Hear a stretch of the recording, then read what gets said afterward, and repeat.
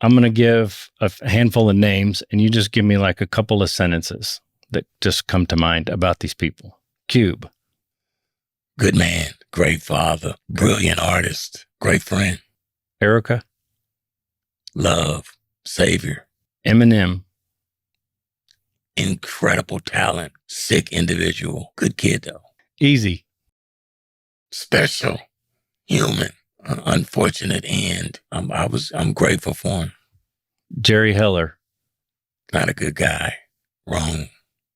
Snoop. Great man, great friend, dog father. And Dre. My brother. That's my guy. I love him. But if he say the wrong thing to me, he's gonna get it.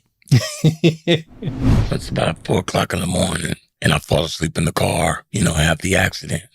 When I woke up, my voice was gone. Yeah. But as time went by over the following weeks, and my voice didn't get any better, it didn't feel like it was coming back. Started needing alcohol to feel like getting up in the morning, and it's a hard time. Building for these kids is like songwriting for me. I want to win. Yeah. And I'm unceremonious about how I win. I don't care. I just want to win. That hadn't changed. That's right. I found it difficult to beg for my own money, but I don't have any problem begging for theirs. Yeah. Tap dancing, whatever. I got to do most salons, bar mitzvahs. It don't matter to me. Yeah. I'll get it done to serve them. I want to be a servant because that's what I was meant to be. Well, it's the land of the free and home of the brave. Stairs in the houses that community. But leave them alone and what they're gonna say. With the clean back, like and Marcus here to stay.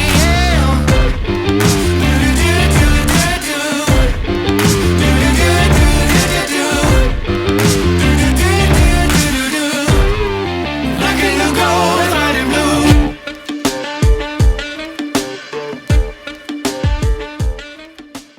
Before Dr. Dre changed the world, a kid from Dallas was writing the words.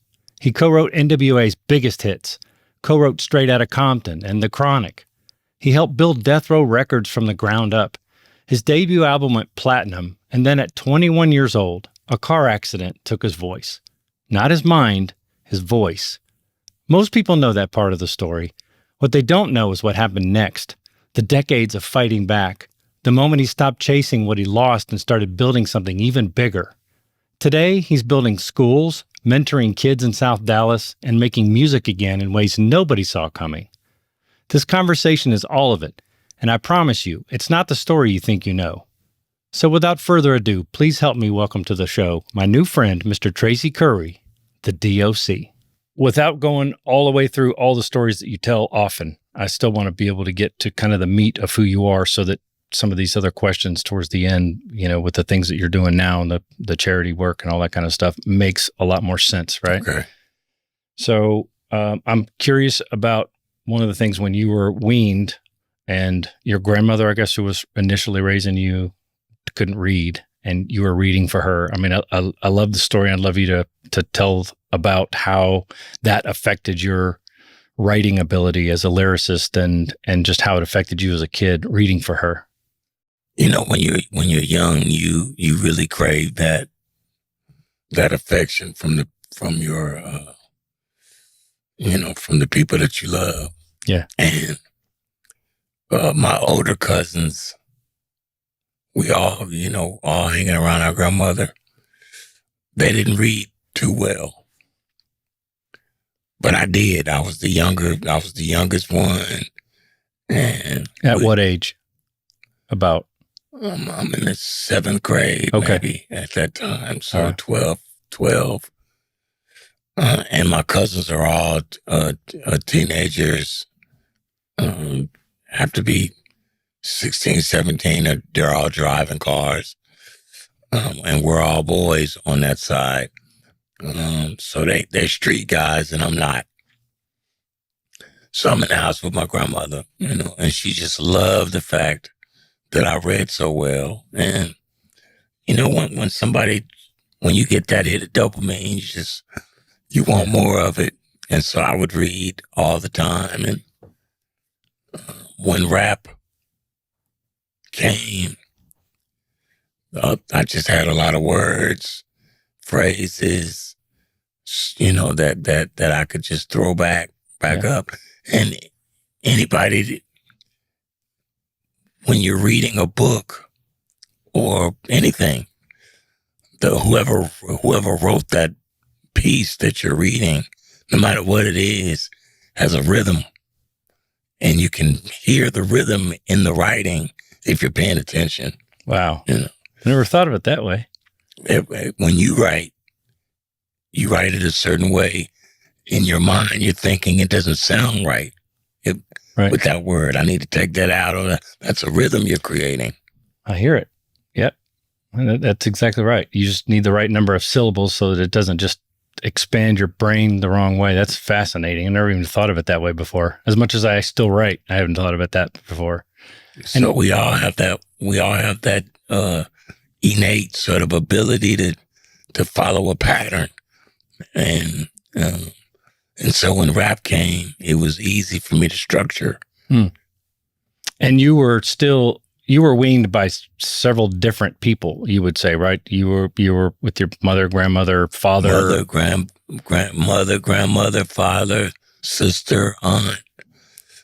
From about 10 years old till about 16, I changed homes every year. And that typically is a recipe for disaster, as because you have kids that are either without a parent or any parent or going back and forth, that typically they end up in the street or in gangs or whatever. What do you think kept you on the path? The arts.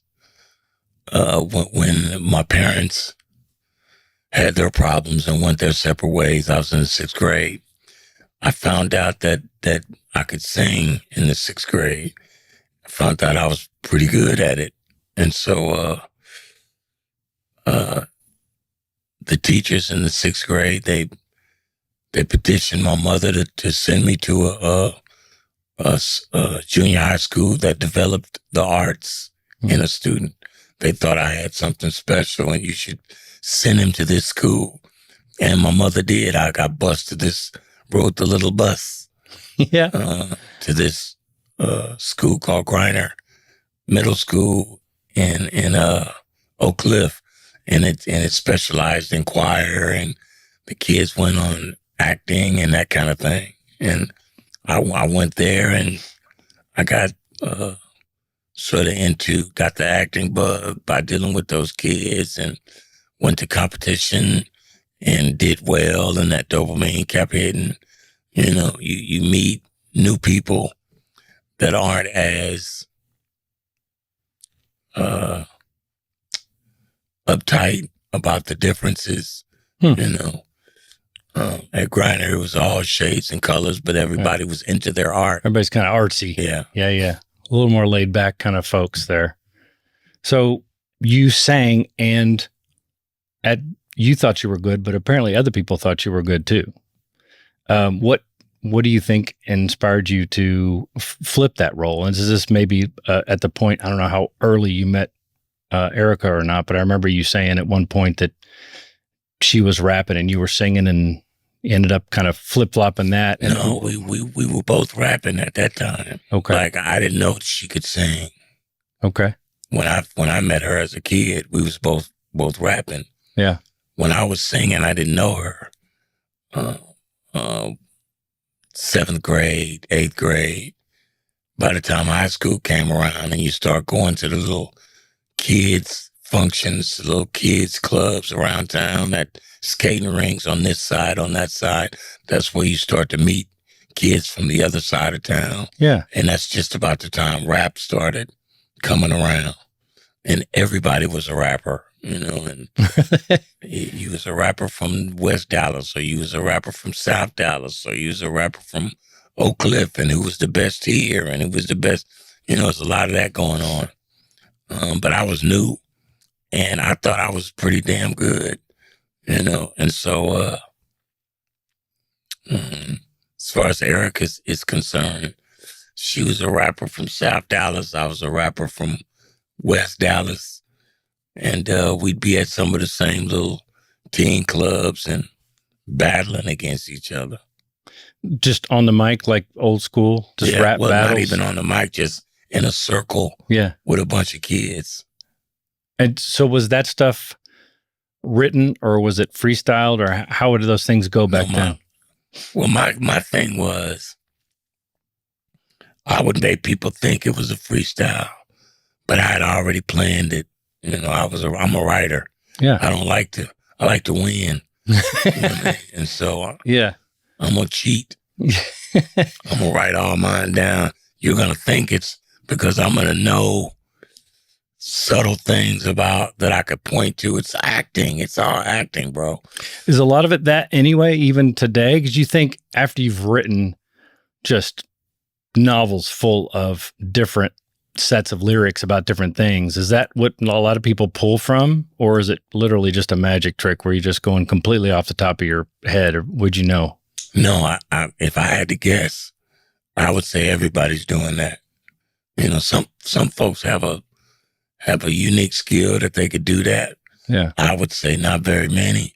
Yeah. And it's not going to be as good as most of these people are when they say they're freestyling. I just think you wrote it and you had it in the back somewhere. Right. And you don't have time to put the actual thought into it. So the lyrics are kind of meaningless. They all rhyme and some of them are, it's to me as a novice, I'm a musician, but you know, rapping is not something I'm necessarily good at, but I absolutely appreciate. It just seems like it's a magic trick versus more of the art side of actually being a lyricist. Does that stand true to you or no? No matter how you do it, to me, there's art to it. You know, some people aren't as anal as I am about perfection. Yeah. And so you started writing for breakdance stuff. Does that where it started, or were you doing the battle stuff kind of first? Or? No, it started me writing an intro for a breakdance group called the Rockets. And they asked me to write the song, write us an intro. We're going to enter this neighborhood contest thing. You know, talent show. Yeah. And if you write us an intro, we wrap ourselves out there, and we think we can, you know, it'll make us stand out. So I wrote the rap. None of them can do it. So they said, you got to do it. And so, okay, I'll do it. Okay, what's your name going to be? And one of the guys that was one of the dancers, he worked at a clinic, neighborhood clinic, and he had a doctor's coat on. And I put the doctor's coat on. It was too small. The thing came to, you know, he was shorter than me. But I kept it and just called myself Doc T. And from that point on, that's who I was until I got to California and it morphed into D.O.C. Yeah. And that kind of brings us to that point too, where you were kind of getting yourself inserted into the scene a little bit as that was growing and rap was becoming more of a mainstay around here. And everything kind of flowed, at least then, everything flowed from LA this way. Mm-hmm. But you were establishing yourself too and had relationships and all this kind of stuff. And you were young. So how was it that you got enticed to go to LA, and how did that feel like as a youngster? Because you were not very old when you just up and moved. Do you think I was 18. Yeah. And it was either that or the armed service. And I'm not a street guy. I'm not a fighter per se. And I just didn't fancy the idea of having to go and do that war thing. It's just not in me. How did that choice come about? My mother. Your mother just said, it's this or this? I dropped out of high school. She said, okay, well, if you're not doing that, you're going to do that. My uncle went to the Marines, and he turned out to be a really good guy, and she wanted me to take after him. Yeah. And I love my uncle. He's a really good man, Mm-hmm. but I don't want to go to the Marines. Or at least I didn't then. And I had met Dr. Dre maybe about 6 months before that. How And- so? Well, one of the guys that was in my group he was a DJ in LA before he Okay. came here to be a DJ on the radio. All right. And when his radio show got popular here, he started inviting a lot of those guys down to be like guests on his show. So when Eazy-E's record blew up on the Underground, he invited all those guys down, and Dre heard me rapping, and the DJ invited us to do some work together down here. We did a couple songs, and Dre was like, "Man, you're incredible. If you were in California, we'd be rich. I guarantee it." I was like, "Oh," I told him no at first, until I got that ultimatum. He left me with a card, and I used that card, and the rest is history. The rest is history. So you ended up saying, all right, I'm going to just pack my bags and move. So that process is kind of overlooked a lot of times. Again, you're 18. You're like, you definitely don't want to do the military. I understand that. It's for some and not for you. So you just up and moved. Where did you stay? How did you start making money? How did you get established? Were these guys already kind of making enough money to where you kind of integrate? No, they were broke when I got there. In fact, Dre was living with his aunt. He said, "I don't have a place to stay for you." I said, "Don't worry about that." I believed in myself. I believed in my skill set. Mm-hmm. And I believed in Dre. I knew it was something special about that guy. Yeah. But one of the guys that I knew from here says, my brother lives in Compton. He's taking care of his brother who is an invalid, so that the government pays for the house, and he just stays there and takes care. You can sleep on the couch. I was like, cool. Yeah. And so I went there, and it took about maybe 3 or 4 days. We went to the studio, and that first day we made a song called "We Want Easy." That song in about a week time was the #1 song on radio in the state of California. And so I don't know how the money came, but it came right after that. And it gave Dre enough money to get his own place. And I moved in with Dre and slept on his floor, and we started making records. And was the NWA outfit already set up by then, and they had everything spotted out? Or is that all the guys were there, but they hadn't legally come together. The majority of the songs that we made were new songs, so they hadn't found themselves yet. Right. But they had already took the pictures of their group, Without you. I wasn't there yet. Yeah, right. So I mean, it just sort of established themselves, but weren't a big deal yet. Yeah, they hadn't found the key. The key came from Texas. Damn right. But when I got there, it really clicked. And in between Ice Cube, myself, and Ren, we sort of honed each other's skill sets in ways that made us all better during that time period. And Dre is who he is and was becoming who he would be becoming. Mm-hmm. So it's just a moment in time. Yeah. And when you referenced the rap battles and stuff when you were coming up, you were saying they were relentless, right? They were hardcore. You really had to win. Everybody's doing whatever they can to win. Mm-hmm. How do you think that manifest in the way that your writing was integrated into the group? Do you think anybody was protective of their own kind of identity with some of the writing? That, in other words, if you were contributing to writing Eazy's lyrics, for instance, do you think it was, because you're still just kids, was it him being protective and trying not to allow someone to know that perhaps you wrote these lyrics? I'm sure there was some of that. Yeah, just a natural jealousy or something. I don't know if it's jealousy. I think he's just very astute in business, and he was clear about money, where we were young artists trying to be great at art, or at least I was. Yeah. But the writers, we were all, we were in competition. Everybody wanted to be the one, I just wanted to be the one worse than everybody else did. And we went back and forth. Like I said, we sharpened each other's swords, and through that process, we all got really good. So who was the actual decision maker then? Because I know you've talked about times where you had a track and then a couple of guys would come up and spit, and then you'd figure out kind of who's worked the best. Yeah. It wasn't like a morph of different lyrics. It was, whoever's. Yeah, whoever wins. So how do you know who wins, or was it that obvious? Yeah, it's obvious. Okay.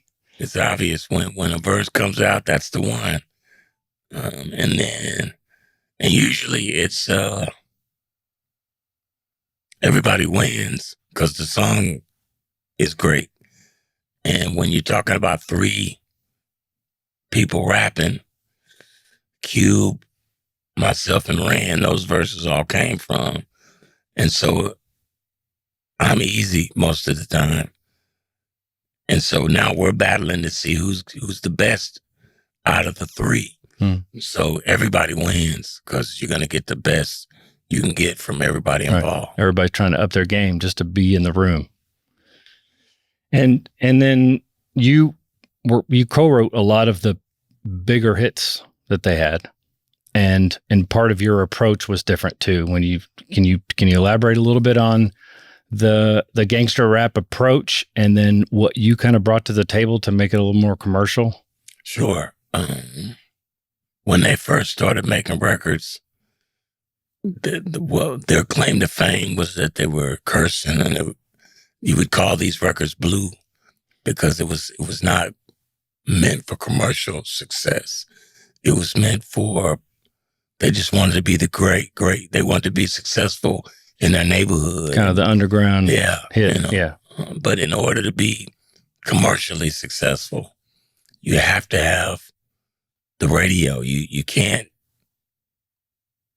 be a huge success without the system on some level. And so I knew my approach was that in order to make these records that could cross over, they have to be entertaining, more entertaining than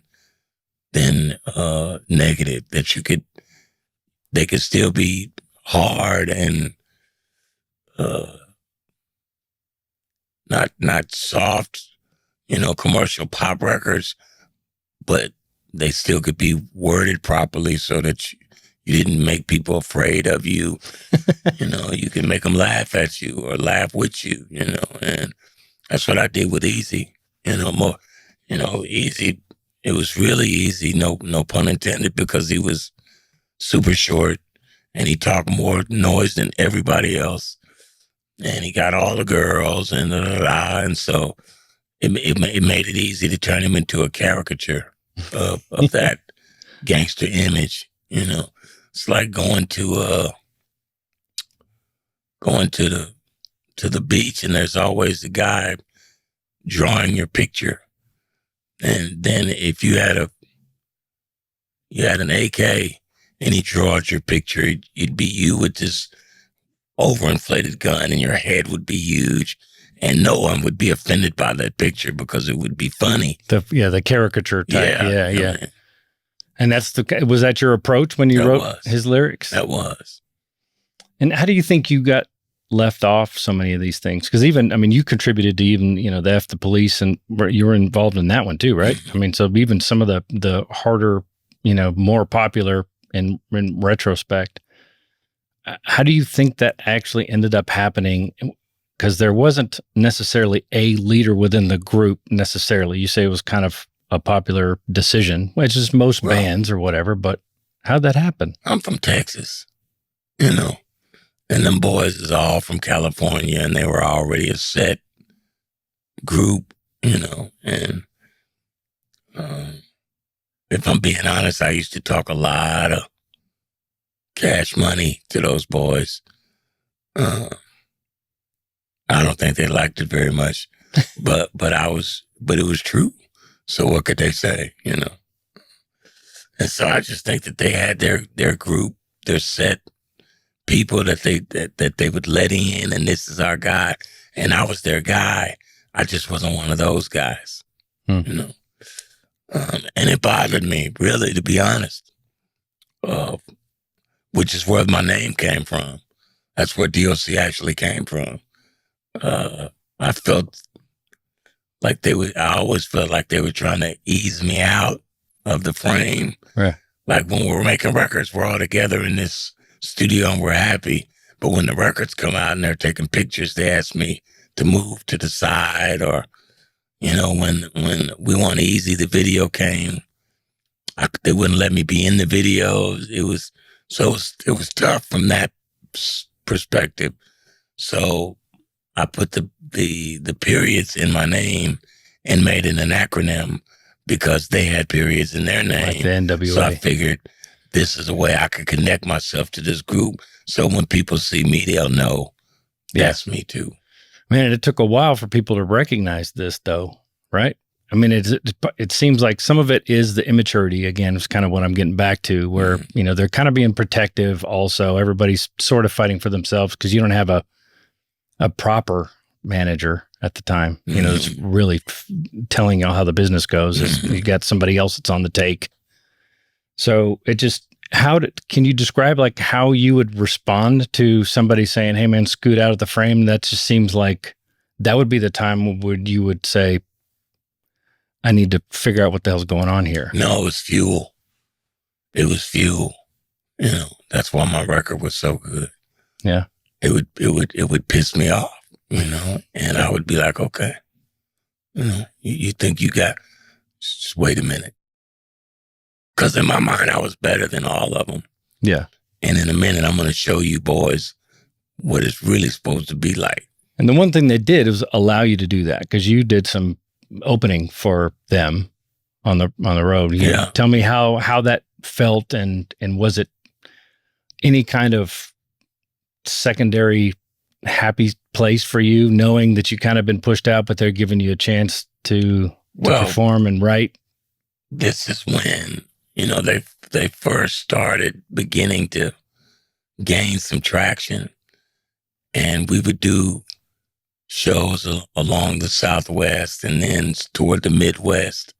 They hadn't fully fledged yet, but they would give me 7 minutes at the beginning of their set to get out there and just work my material, because I got tired of just watching them. I want to do something too. And they said, well, don't nobody know you. You know, they're going to boo you, and, you know, don't nobody want to see you. And so they let me at a skating ring in Arizona. I remember they were all outside, and I knew what was going to happen, you know. I knew when that song came on, I knew the kids was going to lose it, and they did. And those guys were outside, and all they heard was later, it's just the boom of that bass, and the whole place erupted. And from then they knew, you know, then this guy's serious. Yeah. Because I was pretty good as a performer. And did you get help from Dre or somebody in terms of the tracks? How did you come up with the whole tune at that time? Yeah, Dre did all the production. Dre and I put the show together. It was DAT tapes back then. Yeah. And so he put there's 3 or 4 songs on a DAT tape, and do the whole song, you know, and the DJ controls it. Right. And I just get up there and do my little 2 or 3 songs and see what the crowd, and to be honest, sometimes the crowd didn't want me up there. They would be like, who is this guy? You know? Yeah. We came to see them. Where are they? And by that time I was drinking. So I'd cuss them out, whoever they were. But, you know, I was sharpening my skill set. Yeah. You know? So for when the moment came that it wasn't their tour, it was mine. Yeah. And how did that end up then morphing into your first record then? How'd you? No, the songs I was doing would eventually be my record. Right. I was testing the songs out, Right. if you will. And so I knew what songs people really loved, but I only did 13 songs, and 12 and only one didn't make it to the album. It was a little too blue. It was more of their kind of music than it was mine. Yeah. And the record label, Atlantic, was like, we don't like that one, you know. And I see why. You know, I was a clean-cut guy, great verbiage, good look. You know, they didn't want to damage the property with that stuff. Yeah, and it sets yourself apart, too. And did that make you any money? Since you got signed to that Atlantic deal on your own? No, I was Easy's artist. Easy got the deal. Okay. And then Easy paid me to sign to him. Okay. And was it anything remarkable? Mm-mm. It was kind of the first money you got, but it was still kind of unremarkable. $25,000 I took. I probably made the dude at least a couple million by that time.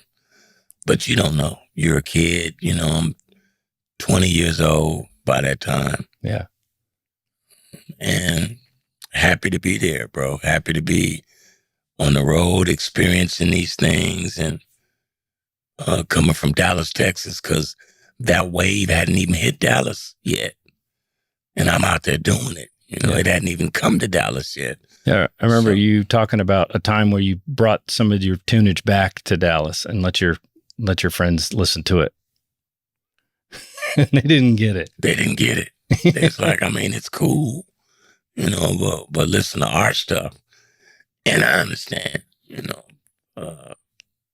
it ain't for everybody to understand, but those guys never made it, by the way. And they weren't really that good, you know, if I'm being honest. Well, plus it was new. I mean, you were bringing something new, and not everybody's going to get the new. That's the whole point of it, because you're kind of taking it in a different direction, right?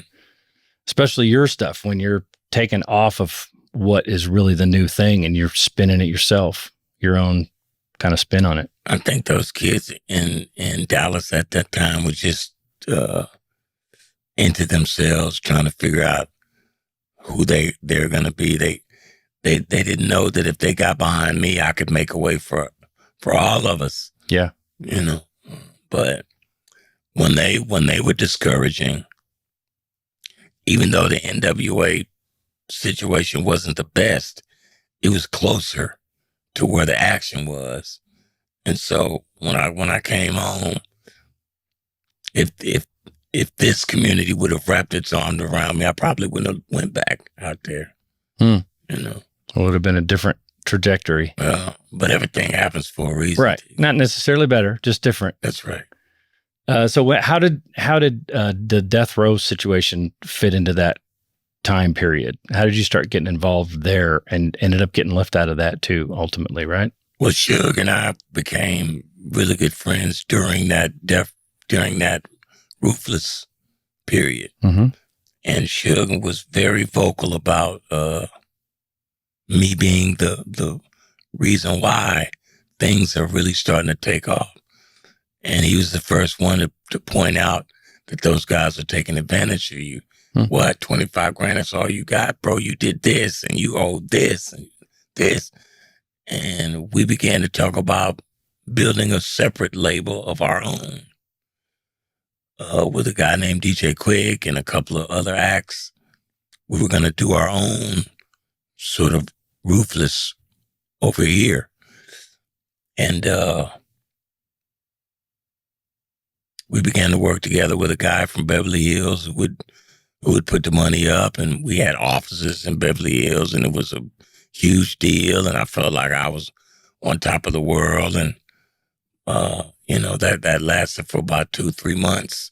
My album is getting ready to come out, and they're planning a tour for me, and so I'm on top of the world. Yeah.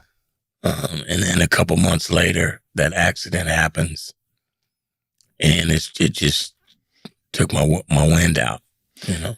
So that was that your accident, which we'll go into here, but that coincides a lot with the launch of Death Row, and it's kind of how that whole separation happened, which I'm curious about too. If you'll walk us through the accident, which I know you've done a million times, but I appreciate it because we got new people to talk to here. Sure.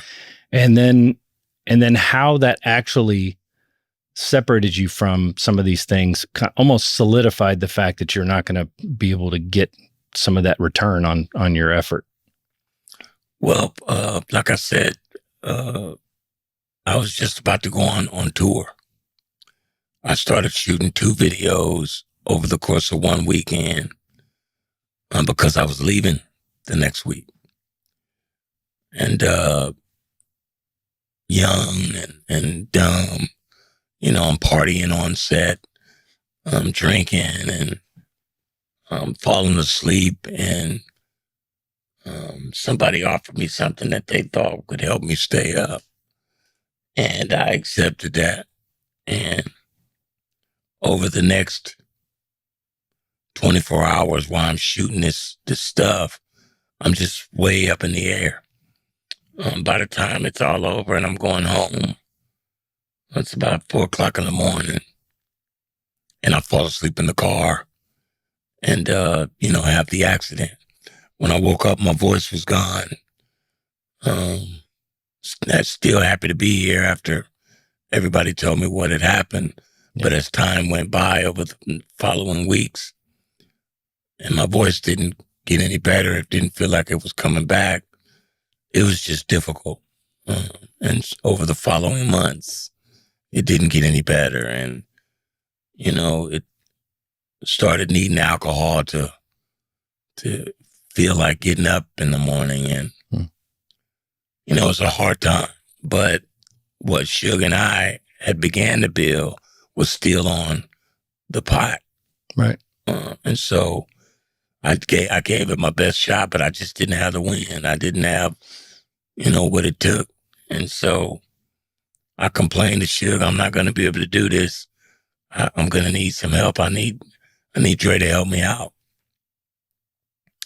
And help you out in what way? Financially?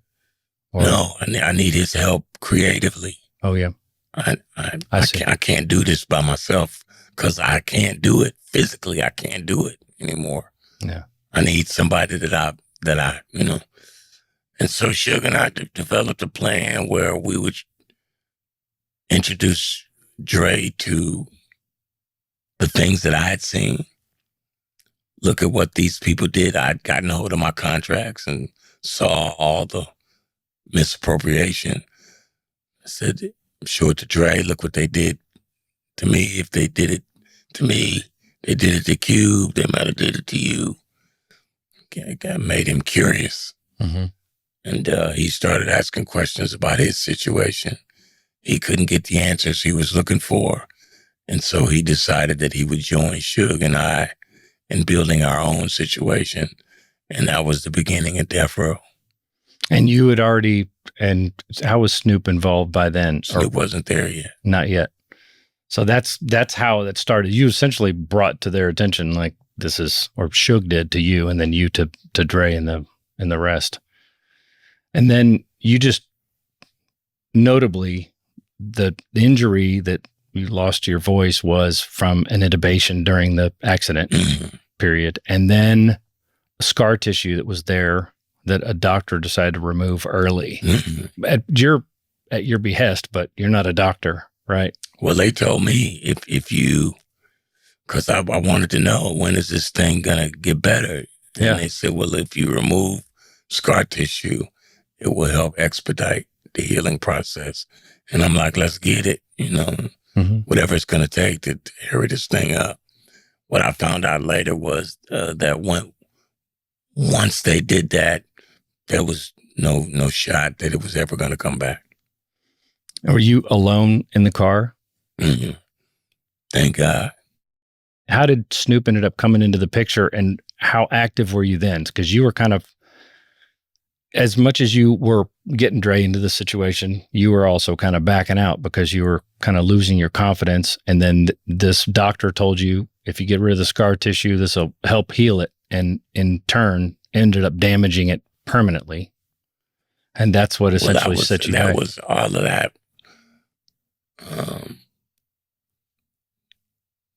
The scar tissue operation happened. Still wasn't getting better. Well, I'm still making music with NWA at the time. Okay. We made the Niggas for Life album during that period. So I still had work to do. I could still write. And even though I couldn't say it to you, I developed a way for Dre to read the cadence using, when I was a little kid, there was cartoons that came on in the morning before school, Merry Melodies, and it would have these sort of almost like operatic sort of songs throughout the cartoon. And there was a little bouncing white ball that would bounce over the word in rhythm. Mm-hmm. And I remembered that. And so I started putting those balls over the corresponding rhythm of the word so that Dre could read the cadence and I didn't have to tell it to him. I understand kind of where the emphasis was supposed to be in the different lines. And and if you stay true to that pocket, then it would put itself where it's supposed to be. So were you able to even articulate much at all? I mean, you can completely understand what you're saying now. Back then, was it worse and more difficult for you to get? I only had a whisper at this point. Okay.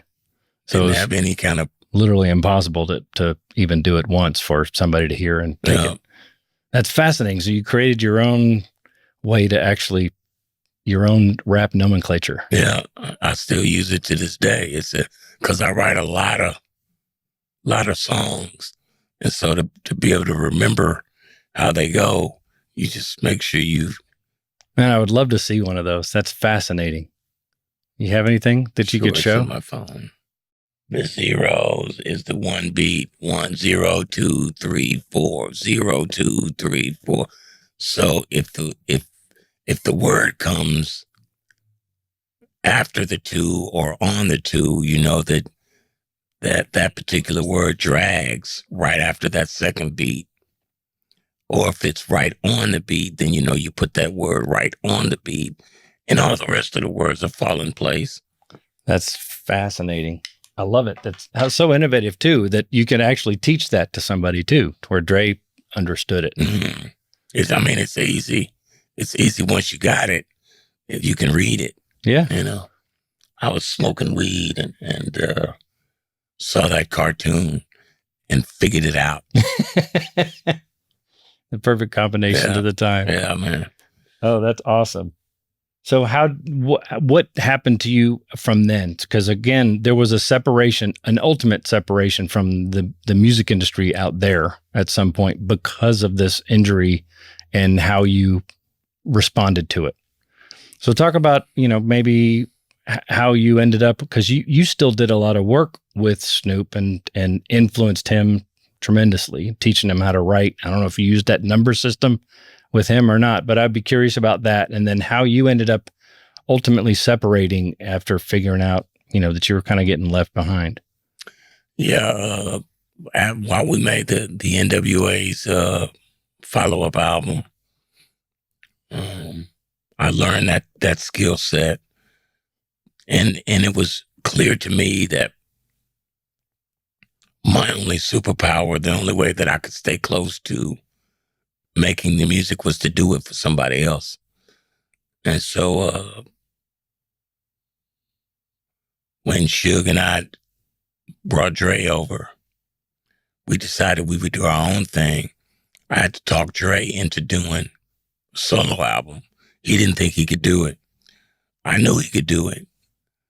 He may not be, your classic solo artist in the terms, and with respect to being that commanding solo talent on stage with all the personality. He had everything he needed to get it across. And I told him, I'm going to write these songs for you. They're going to be great songs. But he didn't believe. He believed enough to start working. And we were doing good work. It was great songs. But one of his friends was getting married. He threw the guy a bachelor party. And in that bachelor party, Dre's little brother, his name is Warren G. Warren G played a demo tape of a group that he's in called 213. 213 consisted of Warren G, Snoop Dogg, and Nate Dogg. And when he played that song, everybody in that party loved it. And Dre was like, who is that? And it was Snoop. And Dre asked Warren G, please bring him to the studio, next week. Snoop came to the studio. Dre put up a beat. Snoop freestyled. And that was it. Dre was like, this is our guy. And when Dre said, this is our guy, then I took it upon myself to give Snoop the benefit of the knowledge I had, where song structure is concerned or ideas about how to connect with people. And Snoop was a great student. He was really open to learn this stuff from me. And we made a great team, Helps to not have an ego in the way. Snoop is just a great kid. He was a great kid. He was a humble kid. Still is. And between all of those kids, the Nates and Jewel and Rage and Corrupt and Daz, and we had a really great nucleus to make great music, and we did. And they obviously appreciated your tutoring and help in that way too. And how did the separation ultimately happen? How long did you stay down there and try to keep doing your thing? Well, at first, it was all good because in my mind, this record label belongs to Dre and me. The early paperwork said that Dre and I owned the label 35% each, and Suge and another guy named Griffey owned that other 30% respectively. Okay. And, we went to making the records and after a while, things started to change and the atmosphere starts to get dark and more of that street element, that prison element started coming around and it just got uncomfortable. And the next thing I know, Dre and Suge are at Interscope and they're doing this deal and I'm not a part of the business anymore. Dre's advice was go get a lawyer, and it's great advice. Or it could have been deadly advice, and so I weighed those options and thought it's probably best for me to figure out another way to make this thing work. I want to ride it out for a while. I know that this is going to be successful. Maybe there'll come a time when they've got enough and we can start, And that's been the pattern your whole life to that point too. You almost don't know any different. You're constantly getting pushed over. Was it Suge, I guess, that initiated that whole thing? Because it seems like you and Dre didn't have the type of personality, doesn't seem like, versus a Suge. Yeah. To Dre's kind of not initiate. the type to knowingly just screw you over. Mm-hmm. But he's not going to stand in the way of somebody else screwing you over. Obviously, yeah. And so I'm sure Suge and, went and did all the business that he had to do. And he had made that situation really uncomfortable to think about trying to fight somebody, because from my perspective, I was out there by myself. Yeah. And if you're not going to get back to back with me, then I can't. You feel alone. Beat the whole blood gang up by myself, Right. And so I let it ride until it got to the point where I saw it's never going to stop. They're never going to have enough to let me get my little piece. Yeah. And so it's probably best for me to move on. So how much of the Suge craziness was true? Was he, I mean, obviously he's probably all of it. Probably all of it. I wouldn't doubt if every single bit of it was the truth. Yeah. Suge was a bit of a bully, but just a big kid, man. Yeah. Like what happened when you give a kid that wants all this power when you just give it to him. And he fought show business will screw anybody over. It will. When you start living through that character that you create, when you start really being that person. And everybody buys in because of the character. And you do. Yeah. And probably it's just a lot of these young rappers today, they bought into the character that they created, whether it's in the streets or on those records. When you get away from the fact that you're just a man, no matter who you are, you bleed the same. Mm-hmm. You don't get to walk through bullets. You don't get to walk through this world without any pain. And when you cause pain, you're going to find it's karma's a bitch. Excuse my language. Yeah. And she is served cold. And, I've always been a good guy. And I'm not going to change that aspect about myself and nobody. Yeah. Well, you being here says a lot. I mean, like I said, you would earn the badge of being somebody that could be an untouchable type of a superstar kind of a guy, but you're very personable and honorable, willing to talk to people and, make it a human experience. I really appreciate that about Thank you, brother. How long did it take once you split to start doing your own music again? Oh, when I left, I took beats with me. I was a beat thief. Because I had made a song that everybody thought was really good. That song ended up on my Helter Skelter album. And I took that name too, Yeah. I was mad. Yeah. Dre and Ice Cube were going to do a record called Helter Skelter. And they were trying to get me to write all of these songs about anarchy, and really about where we are now in this day and age. And I started writing those songs 20 years ago. Yeah. And people were flipping out, man, this stuff is crazy, blah, blah. And I thought that they'd let me get on one. I don't like your voice. I don't want you on anything. So I took my songs and left, And there was a company, forget the name of that company. They gave me $500,000 to make that album, Helter Skelter. Mm. So when I left that situation, I left with songs and an opportunity to go, make it myself. Finally getting a little nut out of something. Unfortunately, the alcoholism and subsequent drug abuse followed me where I went. And I was just not in shape to, the music may have been cool, but I, as a human being, wasn't in a place where I could do myself any good.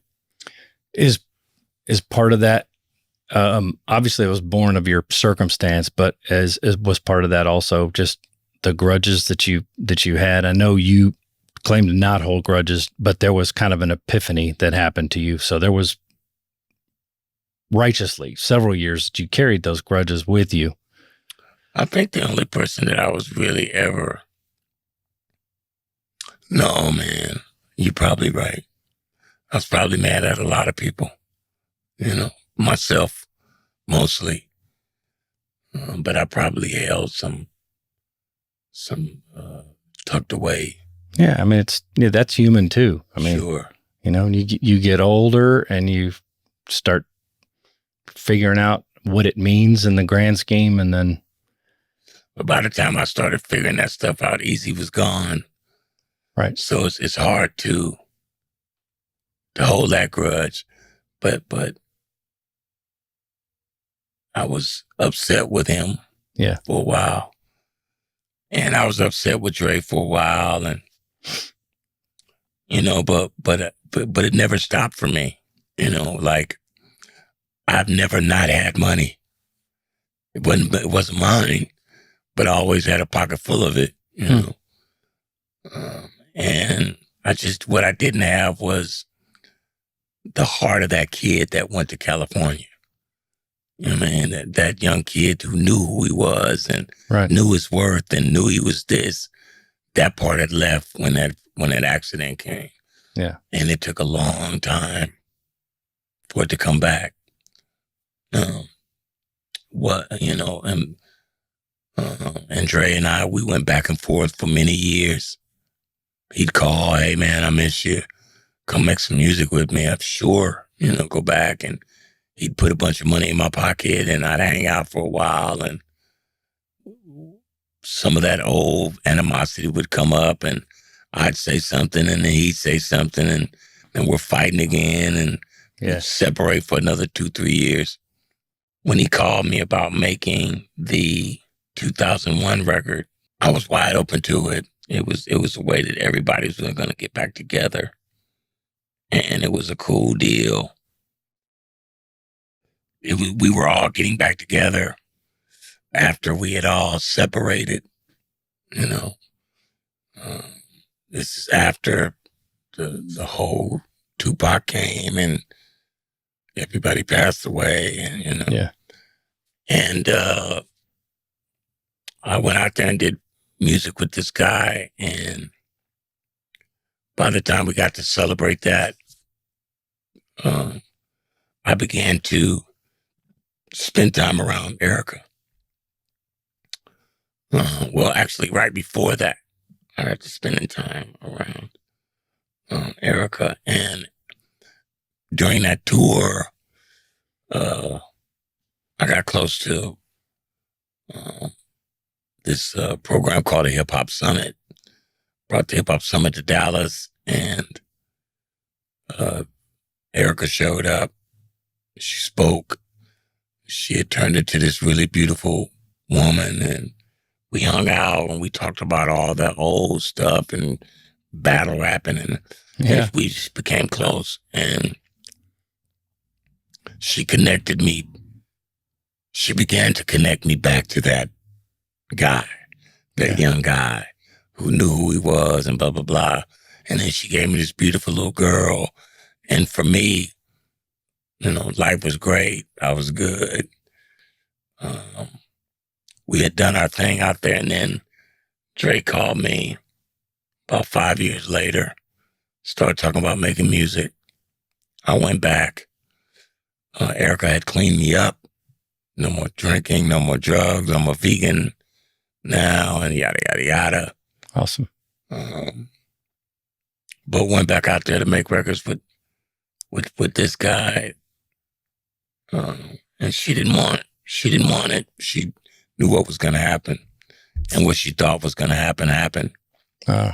Relapse type? Mm-hmm. Yeah. Went right back to the hole, and, it didn't end well again. But I was looking for the end of the story, I think, more so than anything else. Like, when I think of myself as a character in this play, how does that story end? Yeah.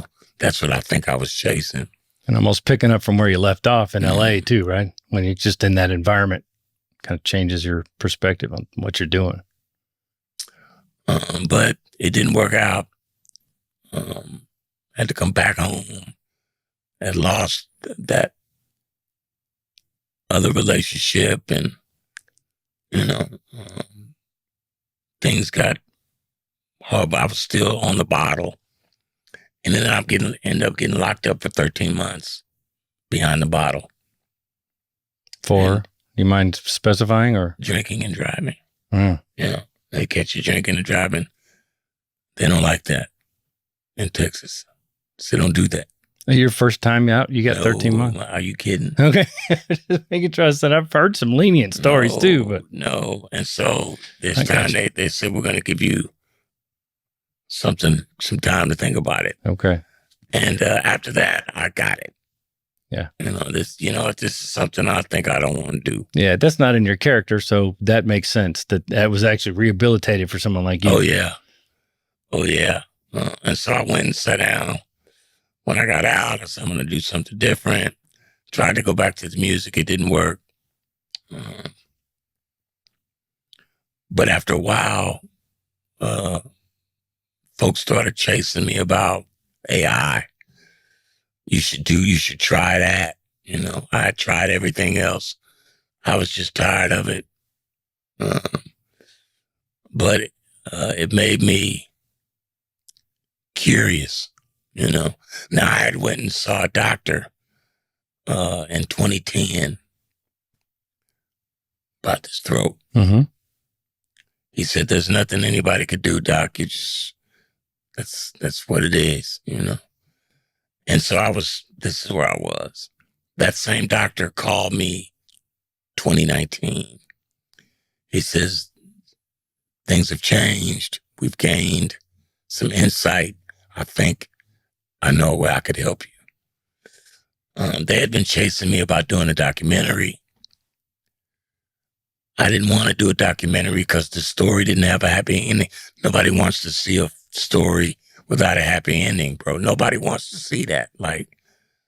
But I thought, if this dude is going to give me my voice back, there's your happy ending. Yeah. I'm going to document this whole thing. Sure. I'm going to go follow through with this doctor's talking about. It's a stem cell thing or something back then, or? No, he wanted to do a surgery. Okay. To take out cartilage and replace what was missing. Okay. And so I said, this is a great end. I'm going to let them see me get my voice back, and that's going to be the end of the movie. And so I called people, and this is right before COVID. Now, my brother, call him my brother, he's not my blood brother. I grew up with him. Okay. We grew up in the house next door to each other from 8 years old. In fact, the first time I took a drink of liquor, it was out of his dad's stash. And we got drunk that night. Yeah. Got in trouble the next day and the whole shot. But this guy, when I first started rapping, it was in his house, tearing up his mother's record player. Got in trouble for that too. But when I left to go to California,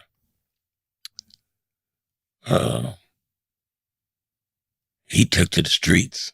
He's a different animal than me. Yeah. I'm a good-natured guy. He is the opposite. And even though he's small and thin, small-framed, he don't have no conscience. You know what I mean? And so he's tenacious. It's best to leave him alone because he's not going to fight. Right. He's going to go straight to the chase. Right. And you're going to look down the chopper. That's it. Yeah. And so he went to the streets and made him a couple $1 million and then caught him 15 years behind it. But inside that space, this is over the 10, 15 years, I'm flailing, out there in the world. Yeah. He's stuck behind those walls, but he read the Bible every single day. And he found God in a way that changed his life. And 2019, right around the time the doctor called, he starts chasing me around. I had a dream. God gave me a vision. He's got something for you. And it's big. It's so big. But in order for you to get it, you're going to have to read this book with me. He wanted me to do Bible study with him. Okay. And he chased me around for 2 months with that story, man. I didn't feel like doing it, but he's my brother. I love him. I could see how serious he was. So I said, okay, And I read the book with him. We went through Romans first, He says, I don't know why God wanted me to do this, but we're going to go through my Bible study backwards. We go through Romans, then we go through the book of Job. Then I have to read the first 5 books, and then we come back to the book of Acts, and then we just jump around.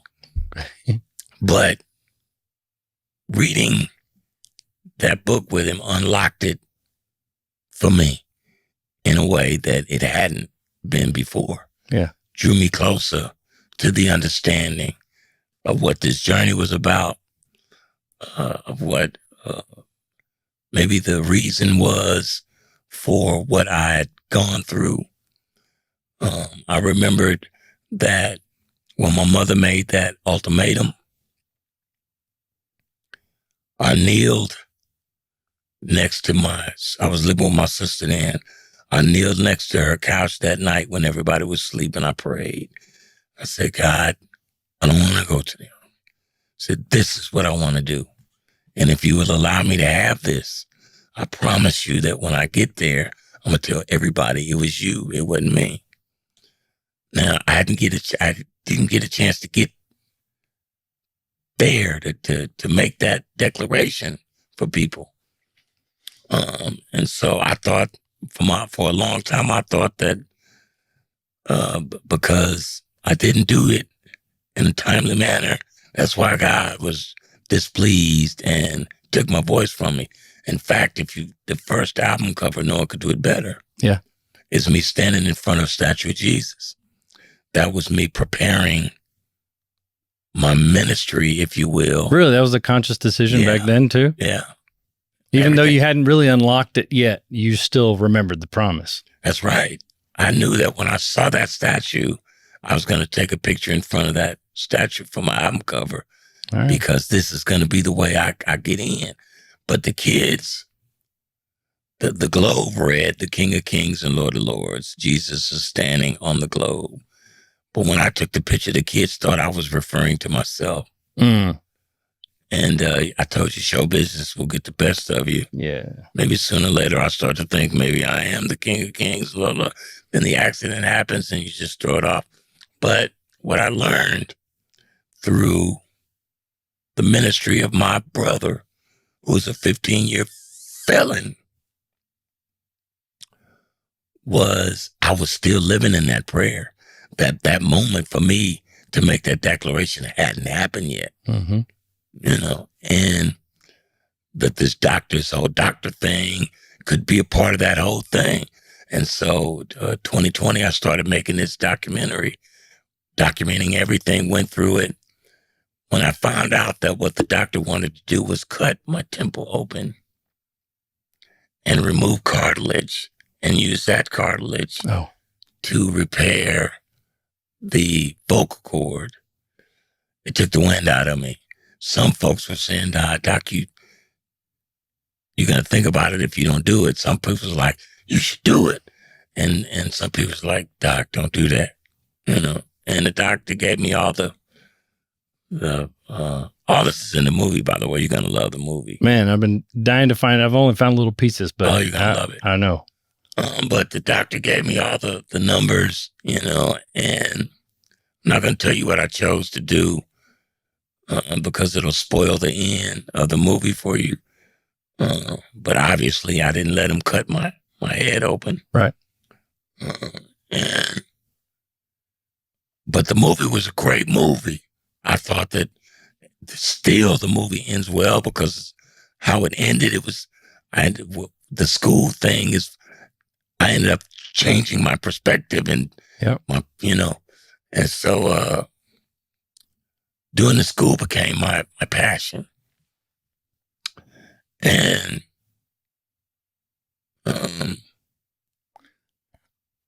for the most part, I had resigned myself to this is what, I'm supposed to do this. This is where I'm supposed to be going. This is what I'm supposed to be doing. But then the AI thing came back and people really start pressuring me. And I saw somebody else do it. And I thought, man, maybe. And so we really strongly considered opening up the film I'm giving away too much. So I got my happy ending. I got my movie. Yeah. It took 3 years to get the deal. But that I understand today that all of that was faith. All of that was perseverance and belief in the promise, Yeah. And now whenever I go anywhere and stand up in front of people and start talking, the first thing I say is that it was all him, it wasn't me. Start off with that. Yeah. So nobody, and people know that it's real.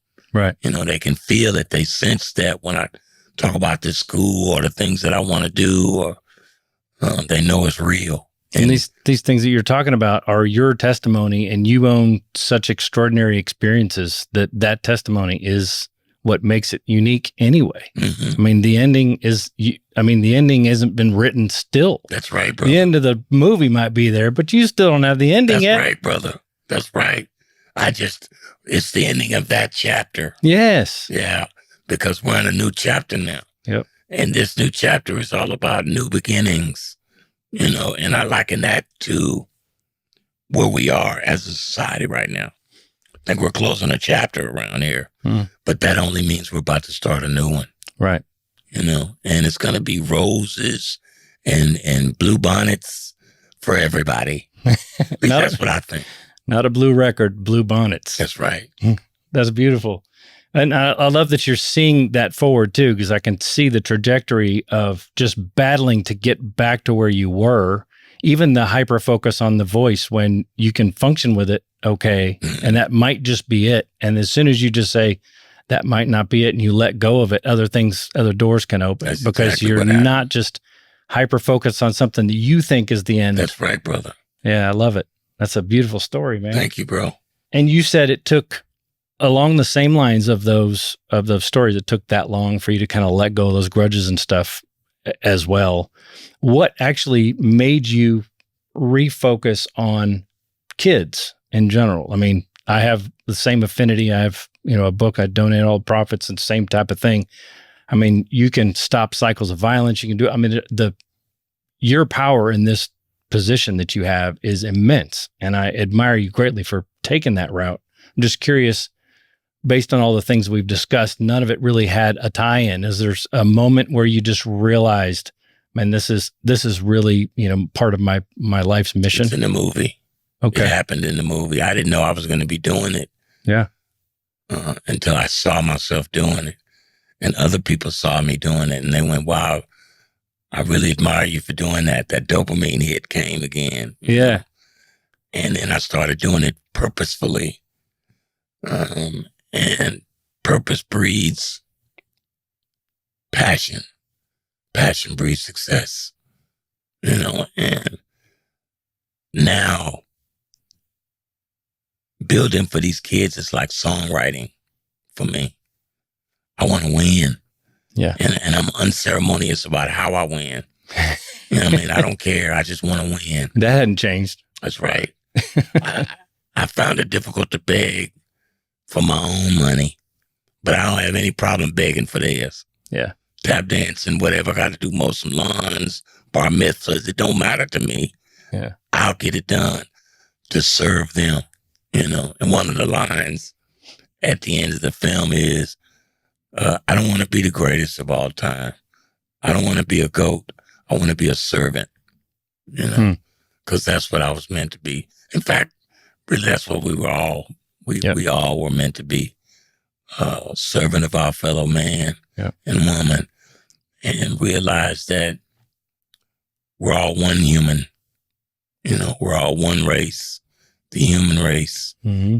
And the powers that be have been working so hard to define us and redefine us and classify us and reclassify us. And it really only boils down to some people have a whole lot and some people ain't got nothing. And those people with a whole lot don't need all of that. Yeah. And those people that don't have nothing need more. Yeah. That's beautiful. And especially the kids that are born of the people who have less, all that does is perpetuate a problem that already exists. And then they turn to stuff like the streets. Like That's some right. of your brother. And those kids are one of my gifts that I get to give these kids is that you don't have to chase money. You are money. The system doesn't work without you. It's not the other way around, and there are opportunities that these kids will never get if I don't help facilitate them. All the jobs of tomorrow are technology based. Yeah. The majority of them. But those lessons don't go to my kids. But because of the position that I'm in, the access that I have, I can get those lessons to those kids in a major way. Yeah. So that was my other question is how you, and I've had a worse thing because I just like helping kids in the poor community and I had more experience in the Black community too. But then you take an old white nerd to come in and try to preach to these people. It's different. It lands different. Sure. As passionate and fervently as I can speak, it lands different. Sure. So how do you find, obviously you're not young anymore, but you still maybe have something in common, but not necessarily either. How do you find yourself communicating the best way to where they are actually taking what you have to offer? It's we share that common sort of hurdle. But I'll tell you what, no matter who you are, what works, just keep showing up. Yeah. Just keep showing up. Yeah. After a while, that shell breaks. You get a smile, and then you get to talking, and just show up, man, because they don't trust you. Yeah. They don't believe you. Me too. Yeah. They don't trust me. They don't believe me either. Yeah, that's why I asked. I mean, because there's... If I keep showing up every week, if I keep making stupid jokes, one day one of those jokes land, and then they start telling me stupid jokes, And I got 2 young boys, and I always thought that if I do this, if I take this opportunity to do these things with my life now, somebody will be around to do for mine if I'm not around. Well, it's a beautiful way to communicate because I think that is in essence encouraging for everybody who wants to help. Because I know that was one of my barriers. I was like, man, I really want to figure out a way to help this. When I come into a new situation, I realize that this is the barrier that needs to be broken. And I want to contribute, but I got to figure out where I fit into that contribution. Mm-hmm. And showing up, regardless of what position you put yourself in, whether it's, donating to somebody who's doing it or participating as much as you can, the showing up part is profound. I appreciate hearing that too. That makes a whole lot of sense. Piece. It's the biggest piece. With the kids thing, how do you think and this is going to sound like an old man question too, sorry, because I'm an old man. How do you think the gangster lyrics and like drill, this kind of stuff is the modern day? And I'm only using rap because we're talking about that genre, but it exists in other genres also. So I'm not trying to just pick that out of nowhere. Understand. But the gangster type lyrics or violence or whatever, how do you think that actually affects kids based on your experience and what you're seeing now in retrospect? Does it have much of an impact? Sure it does. It's like any other kind of indoctrination. If you feed it too much of it, they become desensitized to the negativity in it. Mm-hmm. If you don't balance it with positivity, you can't just hide kids away from the street. They exist. Can't hide them away from rap music. It exists. Yeah. But you have to create some kind of balance in the programming that they understand who they are and who they're not. Does that come maybe from defining more of the human aspect of it? Like you said, you worked with a bunch of cats who were known as the darkest, baddest gangsters ever, and most of them weren't. But a kid doesn't understand how to discern that. So is that kind of maybe part of the way? Sure. But that's the responsibility of all of us, man. Even the guys that are making the music. One of the reasons I'm choosing the new album that I'm making, the album with the AI stuff connected to it. Yeah. I want to call that album NWG. NWG, that acronym stands for Nothing Without God. And if you could imagine what it would sound like if NWA made a gospel record, I want to imagine that. that's what it is, bro. I'll be the first in line, man. Hey, because it's so serious. Like, the people that I need to take this message to, the frequency that they're listening to match that frequency. Yeah. And so I need to get on their level, so to speak, to get some of these messages across in a way that I know that they can land when I go and talk to these young boys in the street. Yeah. I use Samson a lot because Samson is a major patriarch in that book. Although his story wasn't that long, everybody know who he is. And when you look at him as a person, he really only did two things, and preaching was not one of them. Getting people to come to the Lord wasn't one of them. Yeah, it was all. He chased tail and whooped ass. Yeah. That's it. Yeah. The difference between these kids in the street, because that's all they want to do, chase tail and whoop ass. Mm-hmm. The difference between Samson and them is when that moment came, that struggle came, Samson knew whose he was. Not necessarily who he was, but whose he was. And so I posed that question to these young men. When that moment comes, do you have somebody you can call? Yeah. And able to humble yourself and recognize who you are. Yeah. Man, they can call you. Yeah, but I ain't God. You know, I don't answer prayers. Yeah. You have to call somebody that can get you out of there, and maybe God will send me. You know? Yeah. Before they decide to take the wrong path too. Man, you hope. I guess I'm not going to ask you some of this stuff because you already said it would spoil the movie. I ain't looking to spoil the movie, even for myself. Yeah. If it's coming out this year, man, I'm looking forward to Thanksgiving, bro. that. Is it? Okay. Yeah, Thanksgiving. All right. Thanksgiving. I'm pushing Thanksgiving because I just got the deal. I'm in long form right now. I feel fantastic about it. I'm so excited. There's going to be so much stuff happening over the summer leading up to it. Yeah. It's just this is probably going to be my biggest year ever. Amen. I'm settling into it. I know it's a God thing. Yep. I know the purpose of it happening. And so I'm going to take it and do what I'm supposed to do with it. Well, you're right in the beginning of the next movie. That's right, brother. This is the sequel. It's the series. Yeah. You know, I'm going to Taylor Sheridan it. There you go. There you go. Yeah. There you go. I love that too.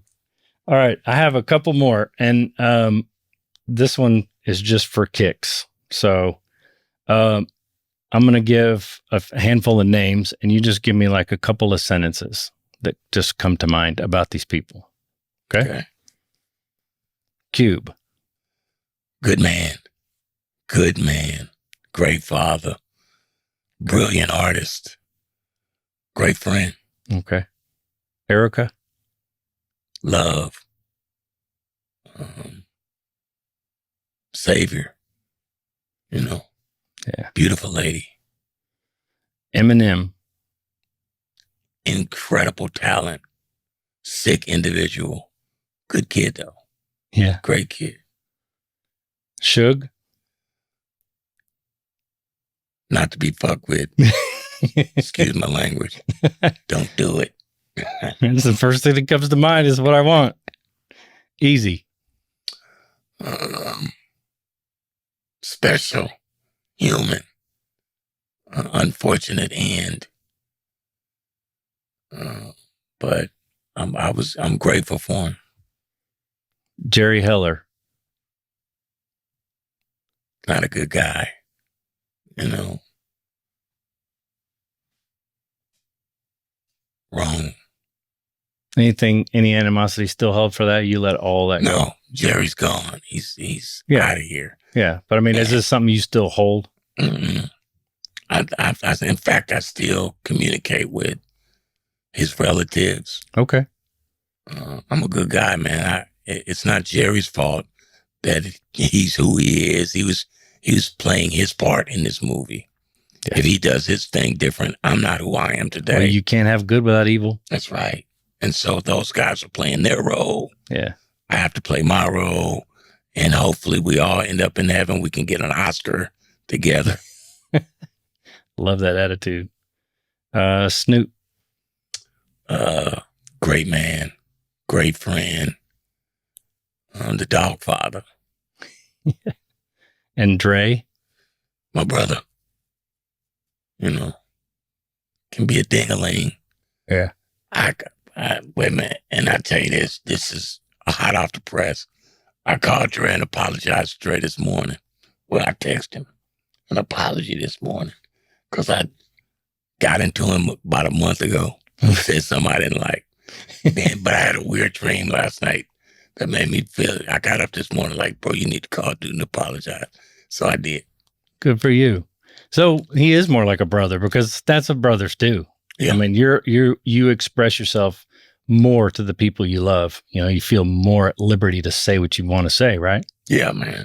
So that's my guy. I love him. I wish nothing but the best for him. But if he say the wrong thing to me, he's going to get it. So who is the one person that you ended up influencing in some significant way that you never knew? Is there ever a time where somebody came back to you and said, man, you've changed my life for something that you did one way or the other that you weren't aware of?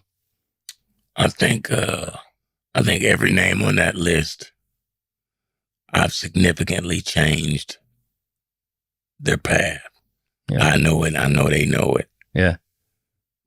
I think Badu is probably the only person that I didn't see that coming at all. And even though it didn't work out, it's still, I still have real strong admiration for who she is. That's awesome. And then you're still in Dallas, obviously. Oh, So, yeah. And I've seen you in your Mavs gear and stuff. Oh, yeah. You have any comment on this, Luka, for... Nah, bro. Luka's gone. Like, I know. No spilled milk over here. So you're back. You're not one of those guys. You're not going to like... No, Cooper Flag, I think Cooper Flag is going to mature into a really awesome NBA player. Yeah. I think he's going to be an all-star for many years to come. He's out there dominating them boys as a rookie. Yeah, I'm hoping that's the case. I mean, because he's got a defensive game too. Yeah. So he's got Luka's just gifted. But Luka defense just was, that's why you said that. It's horrible. Yeah, how dare you say Luka and defense in the same sentence, Yeah, sir? I mean, I thought nobody would ever have worse defensive skills than Dirk. But Luke is killing him. Yeah. But I say that, I digress. Dirk gave us a ring. Yeah. So, and on one of the most incredible playoff runs in history. He beat all the greats that year. Yeah. By the way. Yeah. That was a team. That was actually, I mean, you don't see often enough anymore team basketball. Yeah. Everybody's got, you have to have the two superstars. Yeah. And blah, blah, blah. But the guys in Oklahoma played like that last year. And Yes. They still got that squad. Yep. Now we got a squad, but we're missing the general. You know, you can't win without the general. Yep. I think when Kyrie come back, what he's going to be able to do for Cooper is huge. Yeah. And we got some really great role players, and everybody is big, and everybody can play the game. Yeah. And so I wouldn't count us out. Of course, I would like to have one more name out there. Yeah. It's always helpful. Somebody like Lively, if he can stop getting hurt, I mean, he could be, it could be really effective. I don't know how many of these cats we're going to end up keeping. Hopefully we keep Kyrie too, because we were lucky to get Kyrie at the stage of his career that we got him. I mean, I know he's a stud as a youngster, but I think his head's in the right spot now. I do too. And he's a great team leader if you let the guy lead. Yeah. And we got a great coach. Kid's a great coach. I think you got the nucleus of something special. Yeah. I don't know about these owners.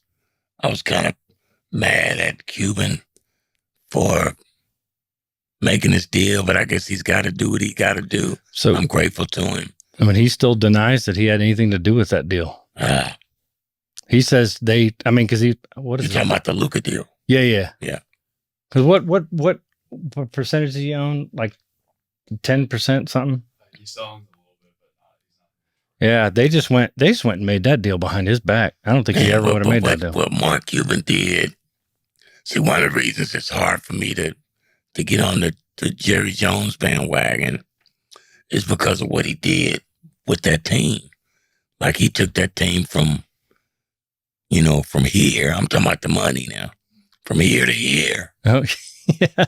Now, his ego might let us put us in a bad spot Yeah. as far as Super Bowl championships, but we got 3, Yeah. Now I think he needs to spend some of that billion. I know, that's what I'm saying. Come on with that. I know. See, you got 2 boys. My boy's 30 years old and has never seen Cowboys have success.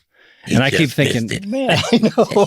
He was born in 95. He literally just missed it. The dude was born the same year that we won the thing. Yeah. But good gosh, man. And he would have been so young, he wouldn't have been able to take notes anyway. That's right. You'd had plenty of pictures. Yeah, boy, that's a tough one too. So, but we're coming back. I think next year is going to be a good year for us. Of course, I'm one of them Cowboy fans that say that every year. I don't know, me too. But I believe, Jerry. I love it.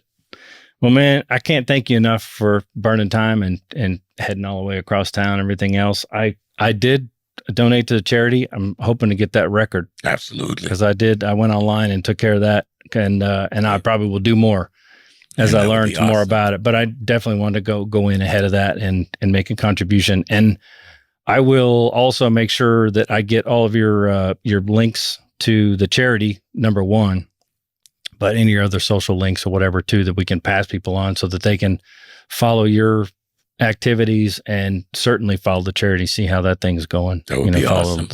We're coming to Fort Worth. When? I think that they're looking for a home for us here now. Okay. I went into when I first started, I did the pilot at a community center called Fort Oak Cliff. Mm-hmm. About 20, 25 kids went through my game design course. Went through the roof. Kids loved it. These are kids that didn't think that they would be interested in taking a course like that. Yeah. But they took all these great field trips, and I let them talk to Snoop and Dre and Badu and all of these people, and they really enjoyed it. It was a great hit. Now we're in a couple schools in